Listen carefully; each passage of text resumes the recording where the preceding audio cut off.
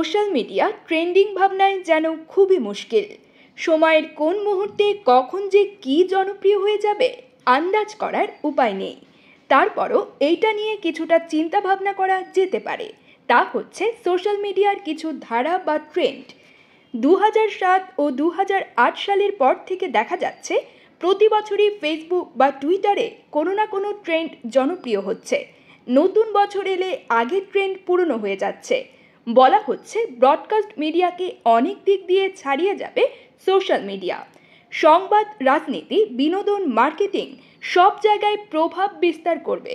বছরের সবচেয়ে বড় লেনদেন ও আইপিওগুলো সোশ্যাল সাইট নিয়েই হয়। বিজ্ঞাপনদাতারা এই সুযোগকে কাজে লাগিয়ে বিজ্ঞাপন থেকে শুরু করে কাস্টমার সার্ভিস সবই দেন সোশ্যাল মিডিয়ায়। বিশ্বব্যাপী মোট ইন্টারনেট ব্যবহারের প্রায় অর্ধেক হয় মোবাইল ফোন দিয়ে।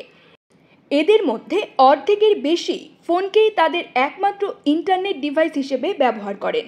তাদের মধ্যে অ্যান্ড্রয়েড ও অ্যাপল ব্যবহারকারীরা তাদের ফোনে কাটানো সময়ের সিংহভাগ ফেসবুক, টুইটারে ব্যয় করেন। বলা হচ্ছে এরকম ব্যবহারকারীর সংখ্যা আরও অনেক বাড়বে। বছরখানিক আগেই সোশ্যাল মিডিয়া বলতে আমাদের সামনে ছিল ফেসবুক, টুইটার, কিন্তু কিছু বছর থেকে এ চিত্রে পরিবর্তন আসছে। অনেক ব্যবহারকারী ফেসবুক, টুইটার থেকে সরে এসে স্ন্যাপচ্যাট, ইনস্টাগ্রাম, টুম্বলারে ঝুঁকেছেন।